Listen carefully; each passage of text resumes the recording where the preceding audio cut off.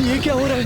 विंध्याचल पर्वत तो बढ़ता ही जा रहा है। हिमालय से भी महान, पर्वतों में महानतम विंध्याचल पर्वत हूँ मैं। सूर्य की किरणें भी मुझे पार नहीं कर सकती। मुझे विंध्याचल पर्वत को नियंत्रण में लाना ही होगा। विंध्याचल पर्वत ने अपना आकार इतना बढ़ा लिया कि उन्होंने सूर्य देव की किरणों को भी बाधित कर दिया।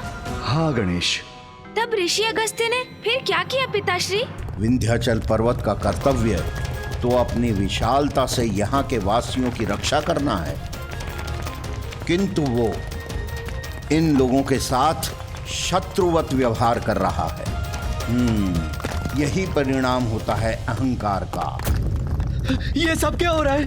हमारा जीवन संकट में है। इन शिलाखंडों की वर्षा से हम अपनी रक्षा कैसे करें? हमारे तो परिवार नष्ट हो जाएंगे। पिताश्री, हमारी रक्षा कीजिए। हे प्रभु, कहाँ जाएं, किधर भागे? कोई स्थान सुरक्षित नहीं है। जो अपनों से ही अपनों को पृथक करता है, रक्षक से भक्षक बना देता है। विंध्याचल पर्वत के इस विशाल आकार से हम सब नष्ट हो जाएंगे। प्रभु रक्षा करो, रक्षा करो प्रभु, हमारी रक्षा करो, रक्षा करो। भागो भागो, रक्षा करो, अपने प्राणों की रक्षा करो। भागो भागो, रक्षा करो। हे प्रभु, रक्षा कीजिए।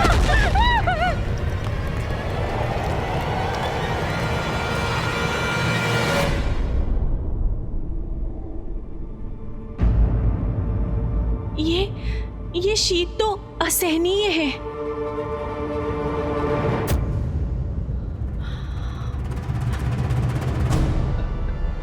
स्वामी,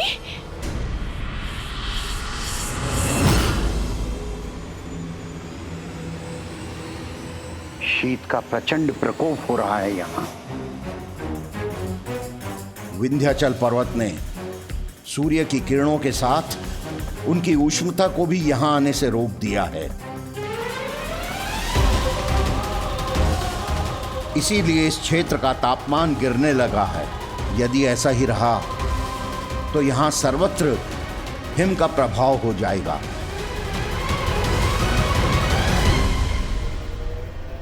किंतु मैं ऐसा कदापि होने नहीं दूंगा। किंतु मैं ऐसा कदापि होने नहीं किंतु मैं ऐसा कदापि होने नहीं दूंगा। विंध्याचल, विंध्याचल, विंध्याचल पर्वतों में अतुलनीय महानतम पर्वत हूं मैं। मेरा नाम पुकारने का दुस्साहस किसने किया? ये सूक्ष्म बिंदु के समान खड़ा होकर कौन पुकार रहा है मुझे? मैंने पुकारा।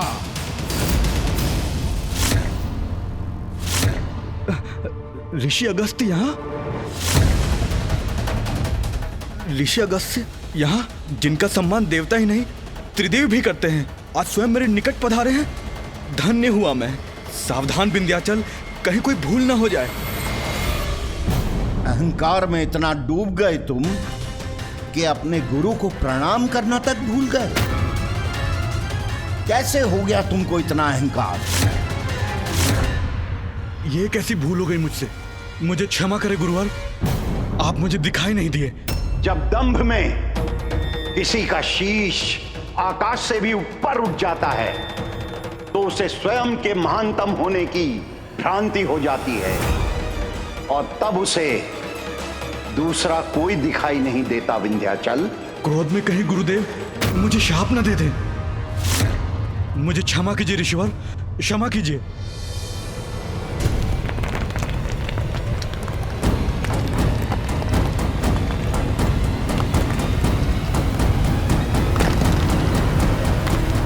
विंध्याचल का अहंकार नियंत्रण में तो आया। गुरु का सम्मान किया इसने, इसलिए दंड नहीं दूंगा इसे, किंतु मुझे इसके अहंकार का स्थायी उपाय करना होगा।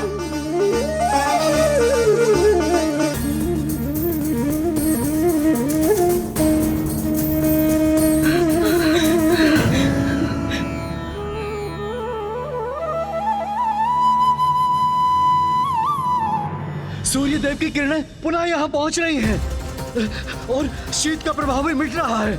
विंध्याचल पर्वत भी झुक गया है। हम सब सुरक्षित हैं, हमारा परिवार भी सुरक्षित है।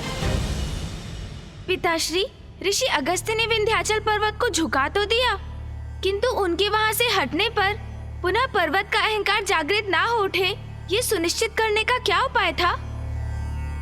तुम्हारे इस प्रश्न का उत्तर तो ऋषि अगस्त्य ढूंढ चुके थे पुत्र। उपाय ढूंढ चुके थे, किंतु क्या उपाय किया होगा ऋषिवर ने? प्रणाम ऋषिवर, मुझे क्षमा करें, मुझसे बहुत बड़ी भूल हो गई। भूल को विनम्रता से स्वीकार करने वाला ही महान होता है। मैं दक्षिण की यात्रा में हूं। जब तक मैं वहां से वापस न लौटूं, तुम्हें इसी अवस्था में यथावत रहना होगा। जो आज्ञा गुरुवर। अद्भुत! कितनी बुद्धिमानी से ऋषिवर अगस्त्य ने विंध्याचल पर्वत के बढ़ते दंभ को नियंत्रण में ले आए। हाँ पुत्र गणेश, उस दिवस के पश्चात ऋषि अगस्त्य भी देवी लोपामुद्रा के साथ दक्षिण में ही स्थित रहे, जिससे विंध्याचल पर्वत का शीश सदा प्रणाम मुद्रा में झुका रहे और पुनः संसार के लिए कोई संकट ना उत्पन्न कर सके। महादेव, ऋषि अगस्त्य ने विंध्याचल पर्वत को उचित सबक सिखाकर न केवल स्वयं का मार्ग प्रशस्त किया, वरन भविष्य के लिए उपज रहे एक संकट को भी दूर कर दिया। हमारे मार्ग में भी कोई बहुत बड़ी बाधा आने वाली है। ये मेरी दुश्चिंता है महादेव। मैं आपको वही बताने का प्रयास कर रहा हूँ।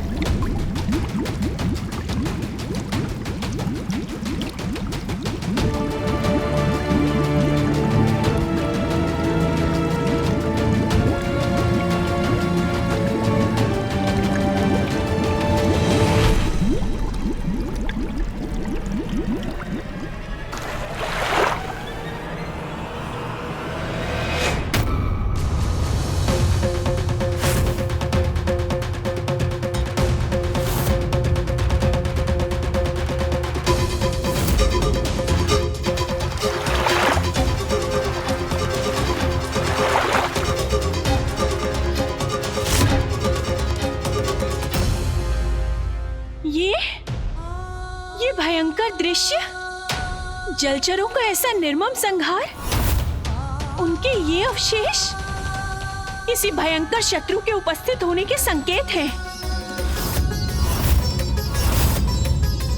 किंतु कौन आ सकता है यहाँ? किसका दुष्कृत्य हो सकता है ये? अवश्य कोई परभक्षी घुस आया है यहाँ। जो भी है, हमें उसे ढूंढकर उसका अंत करना चाहिए। उचित है, फैल जाओ यहाँ, ढूंढो उस परभक्षी को। अपने जलचरों की रक्षा का दायित्व तो हमें निभाना ही होगा।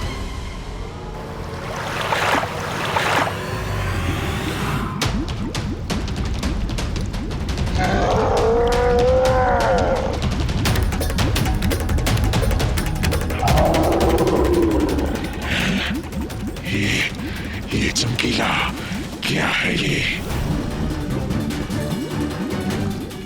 देखना पड़ेगा उस चमकीले को।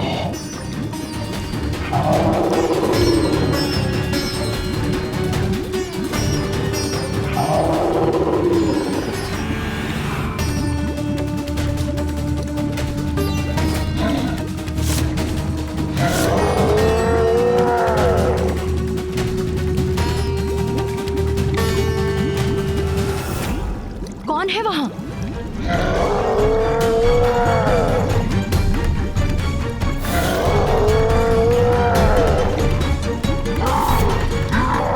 ये किसके नेत्र देख रहे हैं मुझे?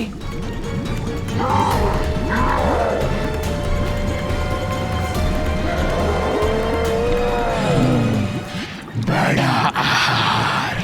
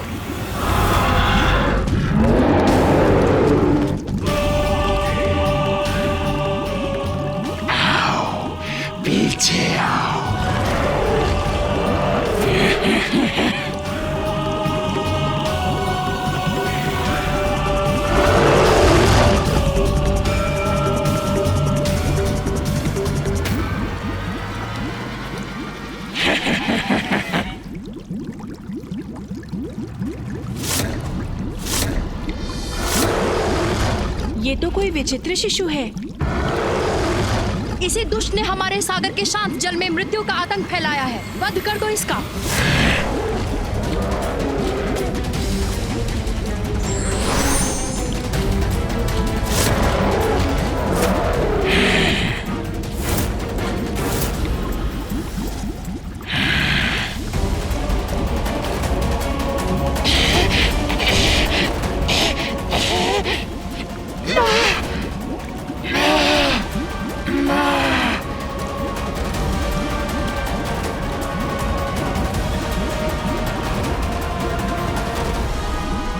ये क्या कर रही हो? अपना अस्त्र नीचे क्यों कर रही हो? देखो ना इसे, निरीह है शिशु मात्र ही तो है। कदाचित इसके माता पिता ने इसका त्याग कर दिया और भूख लगी है इसे। कदाचित इसीलिए ऐसा क्रूर व्यवहार कर रहा है ये। किंतु इसमें इसका दोष नहीं। जल की मीन का आहार कर अपनी भूख ही तो मिटा रहा है। हम इसका वध नहीं कर सकते। नहीं, ये उचित नहीं। हमें नहीं ज्ञात ये कैसा जंतु है। मीन तो कदापि नहीं है। किसी प्रकार का जलचर भी नहीं है। सागर में इसका कोई स्थान नहीं, इसलिए इसे हमें नष्ट करना होगा। रुक जाओ, मेरे रहते कोई इसे हानि नहीं पहुंचा सकता। एक निर्दोष असहाय शिशु का वध करने का विचार भी कैसे कर सकती हो तुम?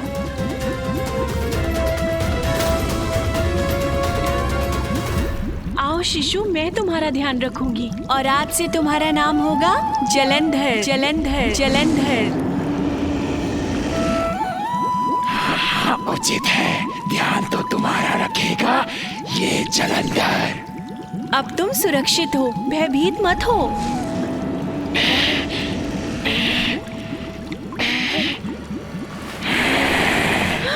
तुम सब मेरे भोजन बनोगे। तुम भी, तुम भी, तुम भी।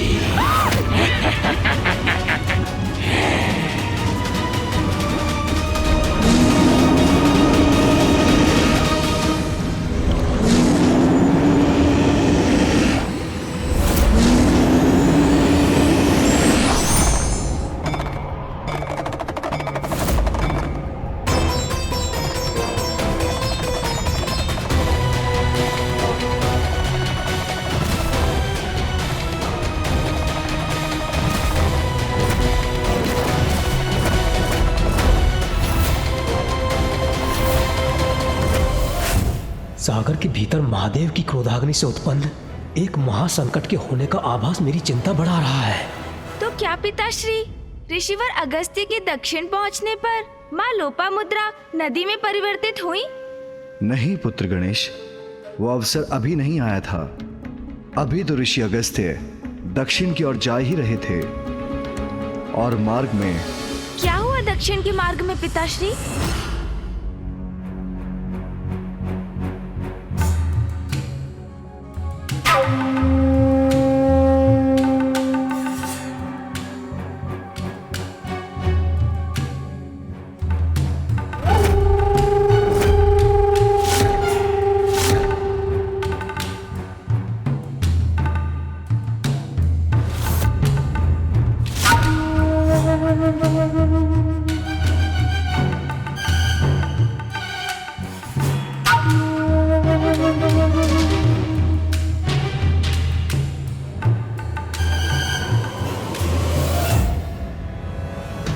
कोई छिपकर हमें देख रहा है। वाह वाह, उत्तम, अति उत्तम।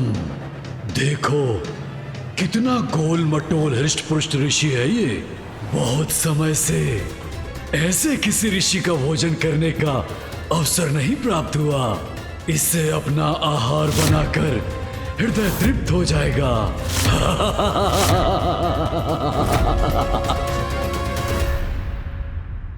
पिताश्री शीघ्र बताइए ना, मार्ग में ऋषि अगस्त्य और माता लोपामुद्रा के साथ क्या हुआ? उन्हें कौन अकस्मात मिल गए? वातापी,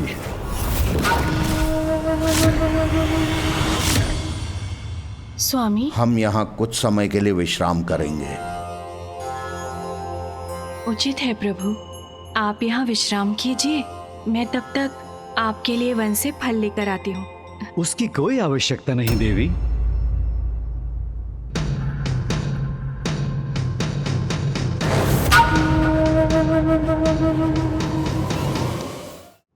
प्रणाम ऋषिवर, प्रणाम माता। मैं वातापी हूँ। यहाँ के असुर राजा मेरे भ्राता इल्लवल हैं। मैं अपनी ओर से अपने भवन में आपका स्वागत करता हूँ। आइए ऋषिवर, हमारे भवन में विश्राम कीजिए। असुर राजा इल्वल और उसका भाई वातापी दो क्रूर असुर भ्राता थे जो अपने अधिकार क्षेत्र में प्रवेश करने वाले ऋषियों और यात्रियों का वध करते थे। ऋषि अगस्त्य ने अपनी दिव्य दृष्टि से पल भर में वातापी का सत्य ज्ञात कर लिया था। इल्वल सर्वप्रथम इन भोले भाले ऋषियों और यात्रियों को भोज के लिए आमंत्रित करता था। फिर अपने भ्राता वातापी को अज रूप में बलि देकर इन अतिथियों को उसका भोजन कराता था। इल्वल को यह वरदान प्राप्त था कि वो किसी भी मृत जीवित का नाम पुकार कर उसे पुनर्जीवित कर सकता था।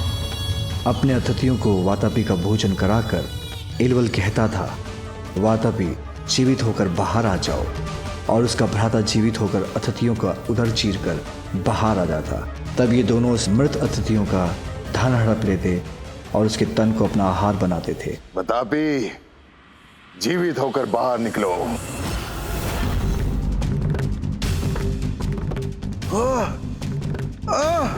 ये क्या हो रहा है मेरे साथ?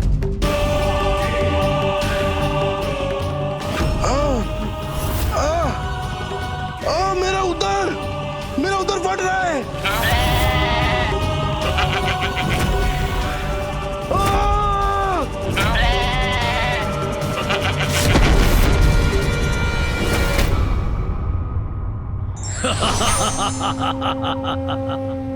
अब इसका धन भी हमारा होगा और इसका तन हमारा आहार बनेगा।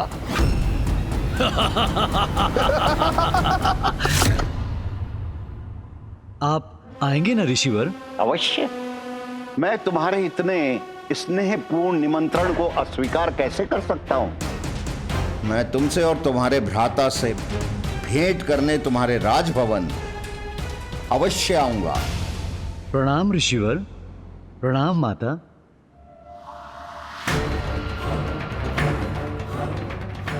आओगे तो तुम अवश्य, किंतु बचकर जा नहीं सकोगे। तुम्हारे विकार का उपचार आवश्यक है।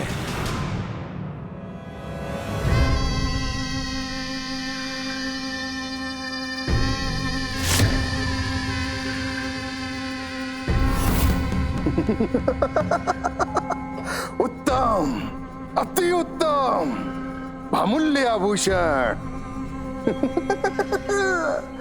उचित रहा इसका भक्षण करके धन की पेटी को उठाकर हमारे राजकोष में जमा कर दो शीघ्र।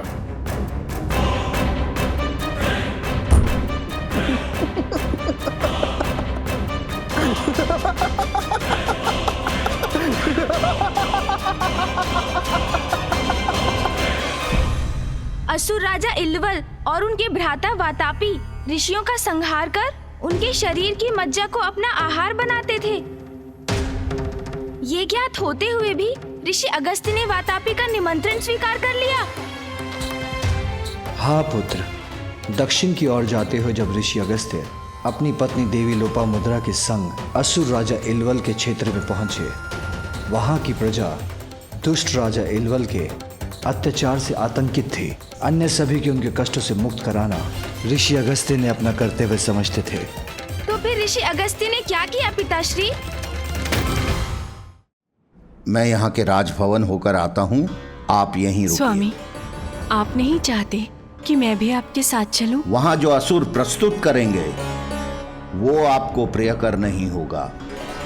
चिंता का कोई कारण नहीं है, मैं शीघ्र लौट आऊंगा।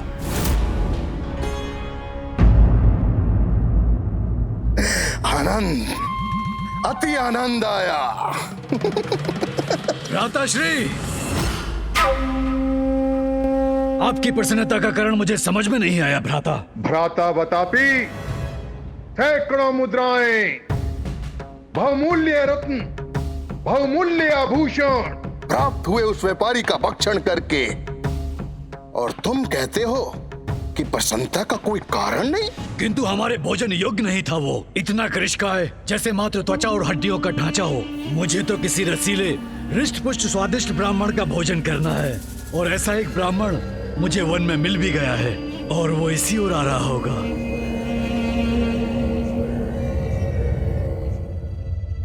महाराज इलुवल, युवराज वतापी, महाराज आपसे ऋषि अगस्त्य भेंट करने आए हैं।